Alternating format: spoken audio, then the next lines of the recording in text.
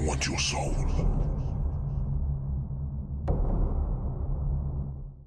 Let me just start off by saying that I know damn well that none of you are going to believe me. After all, at this stage in time, the idea of time travel is just barely moving from something which is shunned by the scientific community and world in general, to its infancy of being taken seriously. And you have so many people who LARP as time travelers who truly aren't, even right here on YouTube. But regardless of whether you believe it or not, I assure you I am a real one. I will say right off the bat that I won't give you my real name for the simple reason that, well, I'm actually alive right now, in 2024. To be more specific, the past version of me is alive right now. And I can't afford to let history change that, for reasons I'll go into in a minute. I also won't get into much information about the future in relation to things such as politics or such, so please, just don't ask me. But I suppose I should give a few rather vague details which may help convince you as time goes on, and I'm telling the truth. It may help convince the right people that my warning is real. For starters, less than 2 or 3 decades from now, not only have the cures for cancer and other major debilitating diseases been found, but they can be administered from a simple vaccine shot. In a way, the pandemic we went through helped accelerate their development. We also ended up making death itself more of a choice than an inevitability. Life extension research being conducted right now leads to both the ability to live for centuries if not longer, but also retain our youthful bodies for as long as you may wish, which means many of you hearing this might still be alive in my time. I was one of those who jumped on the bandwagon after they finished working the bugs out of it. I mean, imagine having the body of yourself in your 20s with all the knowledge and wisdom you accrue from living so long. And not to mention being able to do all the things which a single natural lifetime wouldn't allow. It gets some pushback at first by people who worry about living beyond a natural lifetime. Gasoline is banned by the halfway point of the century, but synthetic fuel means people aren't forced into electric cars, which I was extremely happy about because it meant I could keep driving my Cadillac Escalade around. Although many people get hooked on the flying car craze, that happens towards the end of the 21st century. Not me though. I prefer staying on the ground. Trust me, mid-air accidents are not pretty. However, space travel took off after the Artemis mission put people back on the moon. A few years from now for you guys. And once the moon base and spaceport was constructed, well, it was off to the races from there. Vacations to planets like Mars, along with planetary moons such as Europa and Titan, became regular occurrences, and even for those not so wealthy people. As far as time travel, well, that took a little while longer than anticipated to actually work on, and that's the reason I'm telling the story now. You see, there were many discussions that happened as people began to take time travel more and more seriously. Not only to the future, which could already be done with some time dilation, but to the past. It also became as much of a race for every country in the world as the space race in the 60s had been. Everyone wanted to be written in the history books for eternity as the ones who finally invented the ability to travel through time itself. But people weren't really rushing like they used to, when they only had a century or less to live. Scientists could work much longer without worrying about retiring or dying. During the first part of this time, I honestly wasn't a part of the endeavors myself. I'd more or less turned my life around from the second I realized I would be able to live far longer than I thought I would before. I made something of myself, and without getting into too many specific details, as again, I want my identity to remain protected, I will say I became a best-selling author, an explorer who did everything from climbing Mount Everest on Earth and Olympus moons on Mars. I used most of the wealth I made from writing and other business endeavors to create underwater cities, similar in design to how Rapture from the BioShock video game looked. I was living my best life from the latter half of the 21st century to the midway point to the 23rd. But there was something that kept pulling away at my mind all throughout it. You see, I'd done so much, checked so many things off my bucket list, there was one thing that hadn't happened yet. And if you guessed that it was that I wanted to time travel, then congratulations. You've just won a trip for 2 to Europa.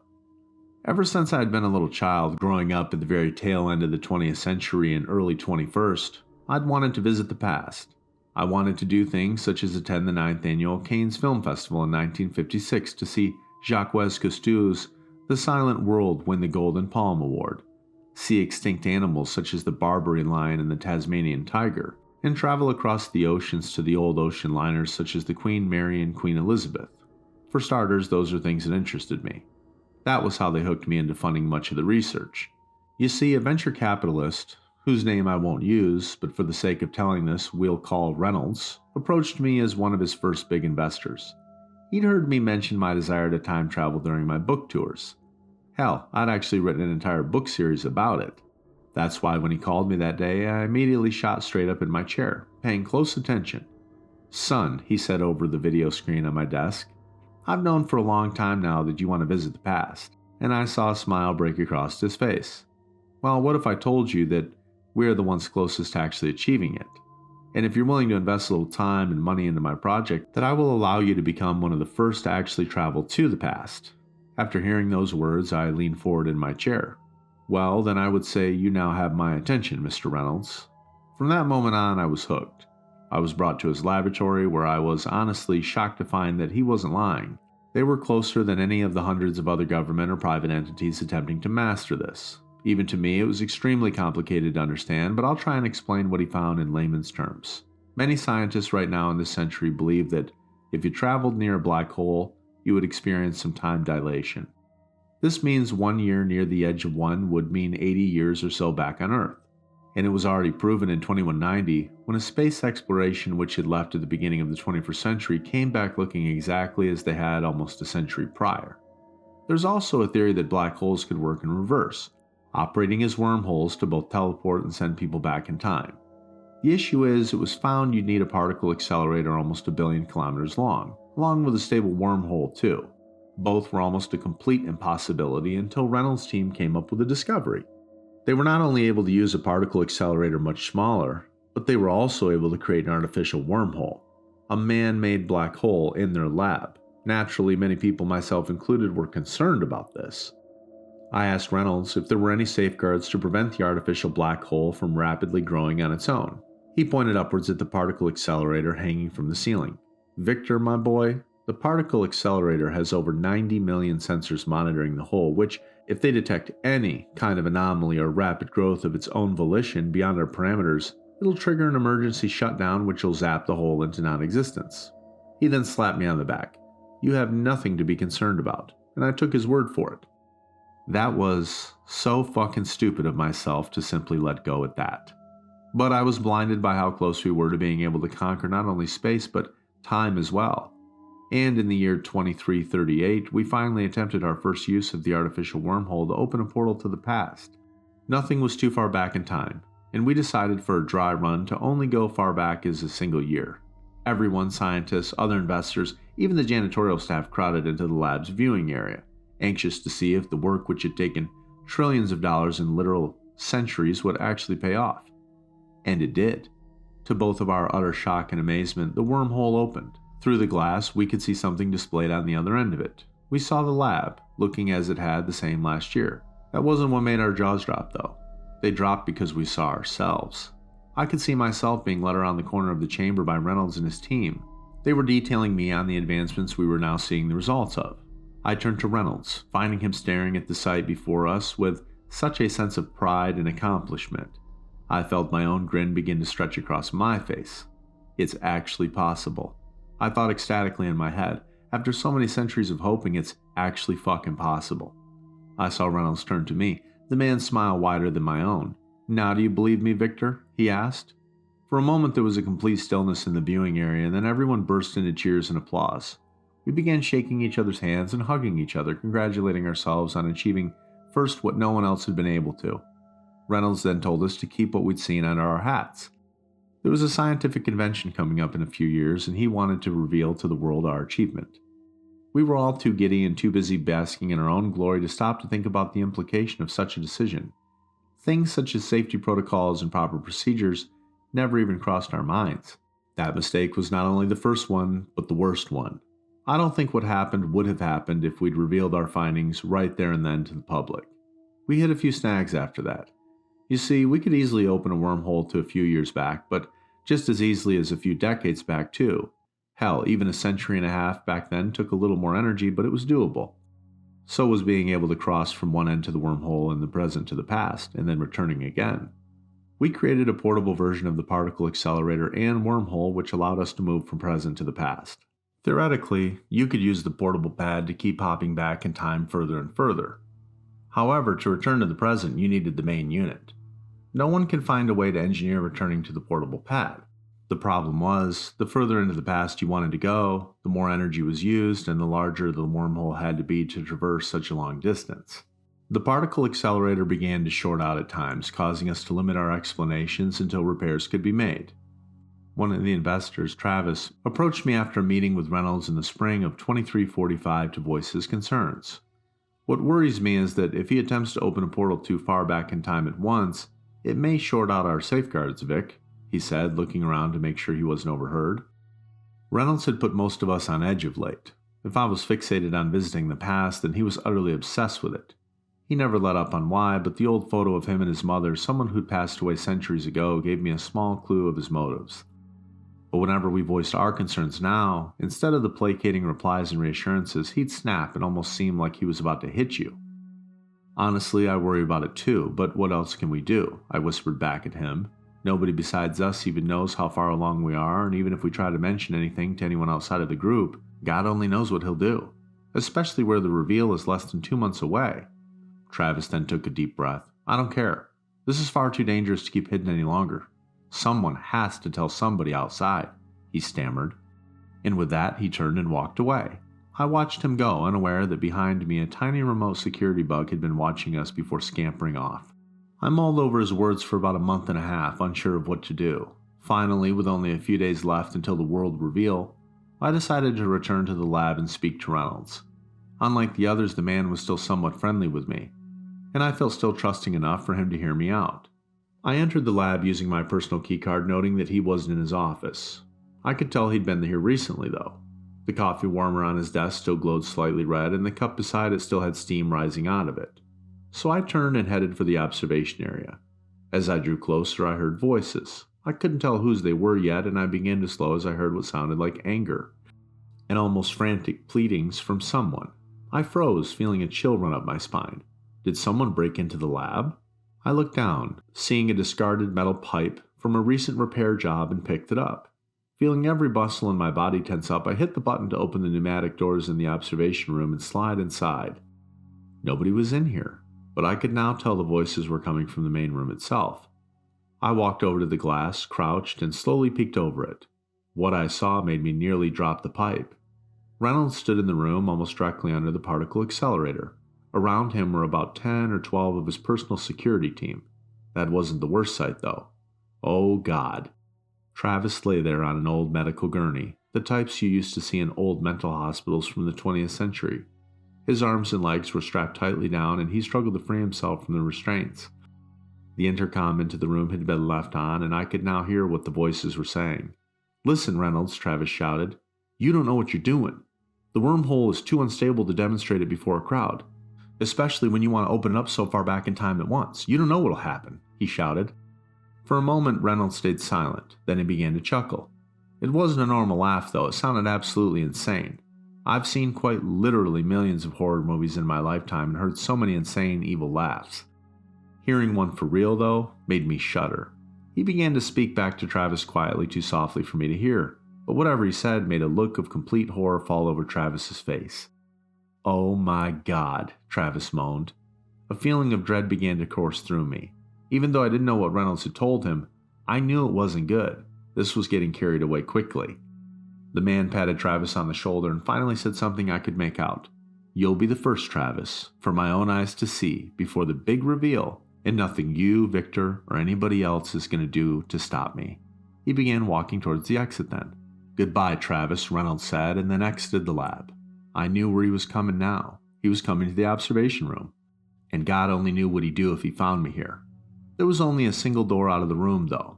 I knew it was far too late to try and escape through it, and the unhinged man was now on his way here and would see me exiting, so I had to stay put. A rather large air duct with its cover off for repairs caught my eye, and I set the pipe down as I heard the voices approach the door. One thing caught my eye before I climbed up into the vent, an object slouched in a canvas bag, and in the few seconds I had left, I snatched it up. Then I climbed onto the table in the middle of the room and finally into the vent. I made it just in time as I heard the pneumatic doors open less than a second later and saw through the opening that Reynolds and his goons stepped in and up to the glass. A moment later, the lights in the lab began to flicker and weaken. Horror as palpable as I ever felt surged through me. He's turning on the particle accelerator to open the wormhole. I saw Travis struggle in vain to break free. Below me, I heard Reynolds let out a low, evil chuckle. Then he turned to the man to his left. "Do it," he said flatly. In response, the man slammed his meaty fist into a red button on the side of the wall, and I had to slap both of my hands over my mouth to keep from screaming. Have any of you ever heard something called spaghettification? It's what scientists both now and this time and in the future call what happens when a black hole swallows an object in its path, whether it's a star, a planet, or in this case, a person. The wormhole opened, and as it did, Travis began to scream. It was the most pained, agonizing scream I've heard a human being ever make. And as it did, I saw both him and the gurney begin to get pulled toward the opening black hole. But that wasn't the most horrible part, though. As he approached it, both he and the gurney seemed to begin to stretch out and at the same time compress, as if he was Laffy Taffy being stretched and pulled on a machine. His scream began to sound off, tiny, and it rose to several octaves. They say that if a human being was sucked into a black hole, the process of spaghettification would be one of the most horrific, painful ways to die. I can confidently say they were completely understating the hypothesis. It was all over in a span of about 20 seconds for us, but I knew for Travis what had been seconds for us had been an eternity of him dying, due to time dilation. The accelerator was turned off and the black hole wavered for a moment before vanishing. When it was gone, Reynolds turned to his men. "Ready the plans and items needed for the world reveal. I want everything to be in place for when it's time," he said. One guard nodded. "Yes, sir, we'll have it all ready." The man I'd once considered my partner and friend began to walk towards the door when the guard called after him. "And if Victor ever comes poking his nose around here while you're gone, then end him the same way we did Travis. I'm not going to have him interfering with any of this," he said. And I felt the fresh surge of fear and horror splash through me as the question I had in my mind was answered. "Actually, you know what? Don't do that," Reynolds then fingered. "Go out after this and find him. Put him in my personal jet and put him the farthest distance away. He deserves what's coming almost more than anybody else, and I want him to be the last one to go." "What?" I thought to myself. And with that, he turned and strode out of the lab.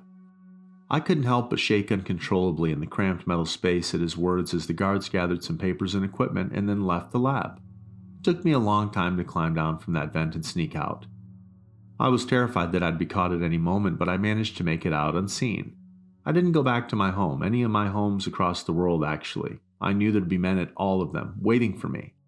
Instead, I did something I hadn't in centuries, and I returned to my poor and humble roots. I first withdrew all the money and gold I could from my bank accounts knowing I'd need it, and ended up taking a refuge in an extremely rundown motel in the city, one which advertised itself as an authentic early 21st century motel experience.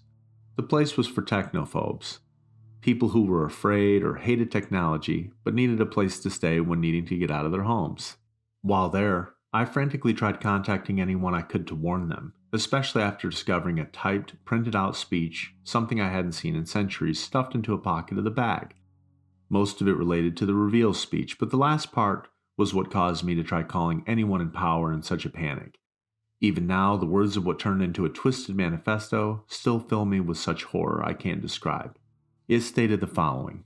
And now, ladies and gentlemen, I must end this presentation with a bit of an admission. This device can indeed open a wormhole through time. It can allow humanity to traverse time and space, allow us to move freely to the past and future at will, but that was only a side effect. It was not what I secretly designed this machine for in the first place. You see, humanity, to me, as it is now, is abhorrent.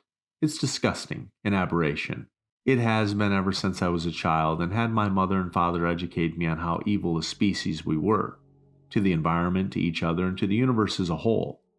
They both became anti-nationalists in their old age and passed those views on to me. At first I didn't understand why they and those like them wanted not just humans but all sapient sentient life to cease to exist. But as the centuries have gone on, I've come to understand their views. Humans were never meant to live this long. Many of us, both here in the audience and watching at home, were never meant to live as long as we have. We all should have done the right thing and died a long time ago. It's disgusting to let ourselves live on. Every year I kept living was one I hated, but I now know I'll never get the majority of others to agree with my views. Our views, the views of anti-nationalists. And so in secret, I have worked with them for centuries on a final plan, to make the choice for you, for all of us. None of you deserve to keep living beyond today, and none of us either. All sapient and sentient life in the universe needs to do the right thing and cease to exist, and none of you deserves to be able to travel through time. This is the moment for humanity, for everything to end, and it's too late to escape. May the universe be bettered by the erasure of all life. Goodbye. The note finished. And now I should probably explain why I'm telling all of you this. How I managed to travel back to 2024, and why I'm revealing all of these things. It's because I wasn't able to stop him. I tried desperately for days to get through to anyone in the government to warn them. I left message after message, but just like the government now, it's a total fucking mess in the future. And either nobody got my messages or they were ignored as a hoax. At least not until it was far too late to stop it.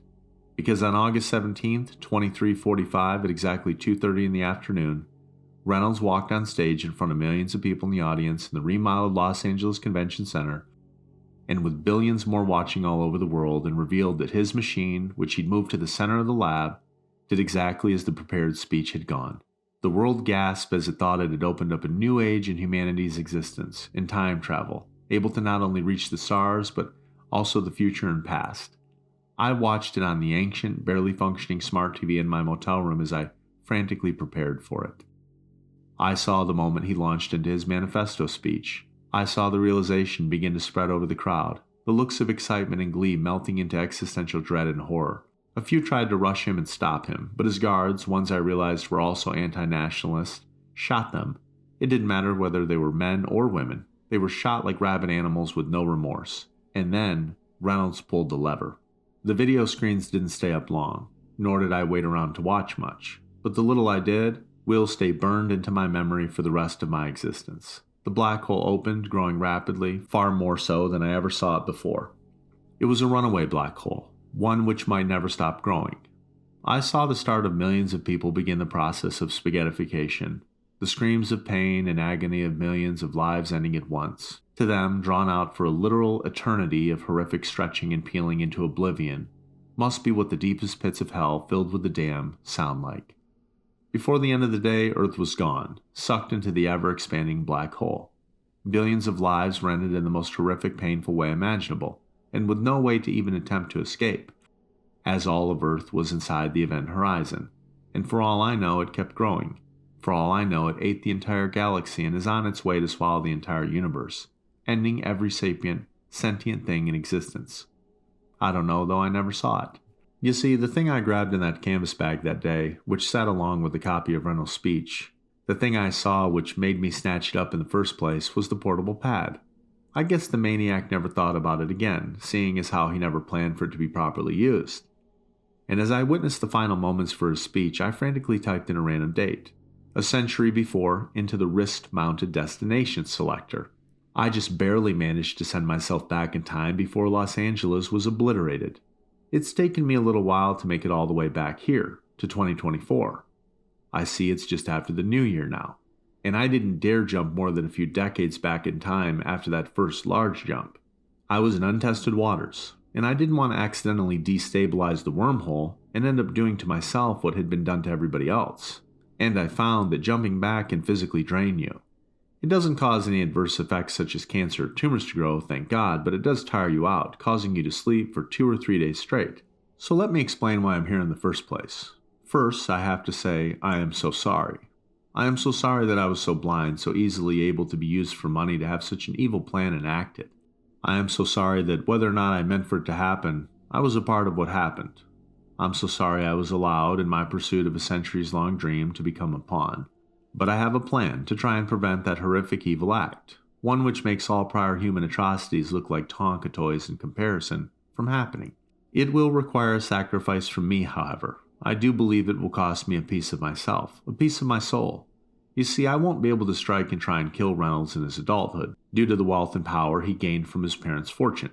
I already had thought about that when I landed back in the mid-23rd century, which means, like all those people here online spoke about wanting to do with some other horrible evil men, dictators if they ever got to time travel, I must try. But I cannot bring myself outright to do it. Even for the most evil man in existence, I cannot bring myself to outright say what I feel I must do, in the way I must do it, and I know it will be one of the hardest things to live with once I've done it. But it must be done. And that's why, before I do this, I'm making one final jump back from here, to give myself a final chance of happiness and peace for a few decades, almost a century. I'm going to give myself one final gift. I'm going to send myself back to the early 1900s. I'm currently collecting vintage cash and more gold, things I couldn't get in my time anymore, to start a new life. I'm going to go see Barbary lion and Tasmanian tiger, and all the other long extinct animals. I'm going to go to the Cannes Festival in 1956 and shake the hand of Jacques Cousteau. I'm going to see his amazing film and watch him win that award. I'm going to take many ocean crossing trips on the ocean liners. And I'm going to do much more, since the life extension and age reversal therapies will last for another 480 years before wearing off. And all the while I'll be preparing myself, mentally, emotionally, and physically, for the horrific act which I must do, to help keep humanity, to keep everything from ending. So all of you, along with your children, grandchildren, and so on, can live long, happy lives for as long as you want. I already wake up screaming almost every night from the horror I saw that last day in the 24th century. I know I likely will scream worse after I do this, but it must be done. I'm only staying here another few weeks just to take a final look at the time I'd almost forgotten about. So please, wish me luck, as morbid as that might be. I do need to warn you of one thing though, one thing which both worries and scares me far more than any fictional monster or slasher ever could. There's one element of time travel that has been hypothesized, but never proven. One that even after traveling through time I still don't know about. It's the theory of the multiverse. If someone were to travel back in time after the course of history in any large way, it's theorized that instead of the timeline they're on changing with it, a new branching timeline would emerge, one where the change occurs, while the other one continues on exactly as it originally did. The person who made the change would never know that they were on the new branching timeline. They couldn't. It would be impossible. I pray to God, one in which I still believe in, but so many in my time stopped believing in long ago, that the multiverse theory is wrong. I hope that when I do this, I'll change this universe's fate, this timeline only. But if it's right, I'm so sorry for what is to come. May God help us all.